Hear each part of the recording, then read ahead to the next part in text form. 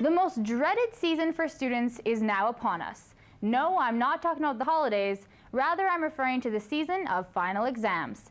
In this season, coffee consuming, brain exhaustion, sleep deprivation, along with curse yelling, and maybe even tantrum throwing, all become a student's normal behavior. Here I am to give you some tips to survive the season of final exams. So in preparation for exam week, you just might want to consider the following. Study with your notes, just like Randy here is doing. You could even consider studying with your textbook, just like Mike here is doing. You know what, even more beneficial, consider studying in a group.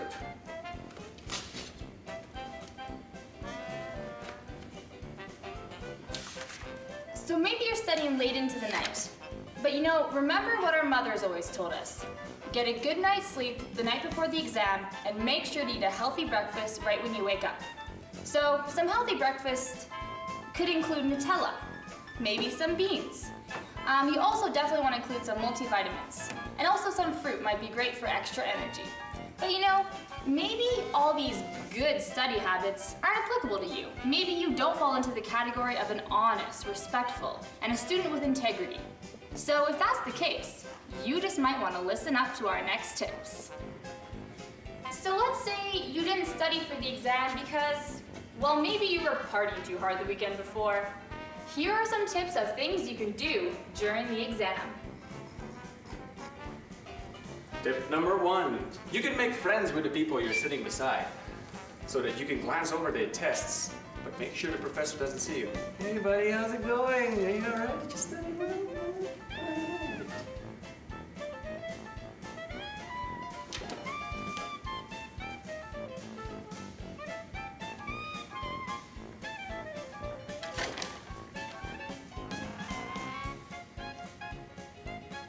Tip number 2, if you have a good friend in your class, you two can pass notes back and forth, but hope that your professor doesn't catch you.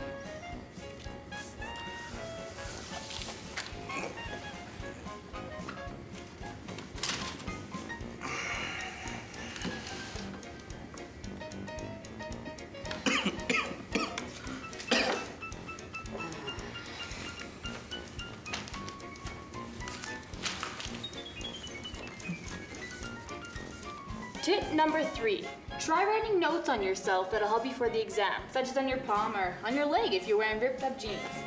But just make sure you don't draw too much attention to yourself as you're trying to decipher what you've written.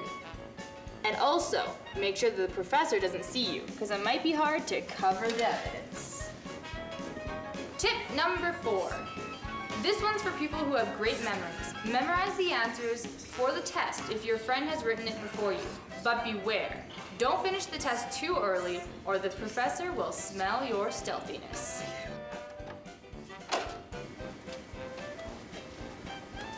Maybe you're a student with a bit more integrity, but that doesn't change the fact that you didn't study enough for the finals. Here are some ways to get away with playing hooky. To fake coming down with something, you need clammy hands. You can do that by licking them. Mom, I'm not feeling honey? too well. I'm not. Oh, you might have to stay home and miss that test today. You don't look too well. Oh, it's too bad. You may want to consider blow drying your forehead. You can conjure up a fever in minutes.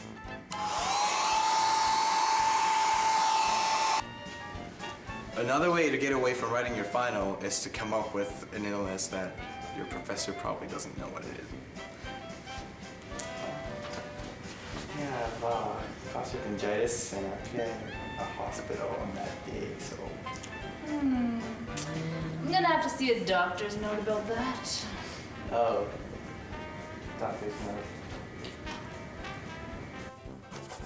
It's been done thousands of times before, but this trick never gets old. Write yourself a doctor's note. Just, you know, scribble some chicken scratch on a piece of paper. You can never read the notes anyway. I hope these study tips helped, and I hope you do well on your final exams. Remember, everyone, if you believe, you can achieve.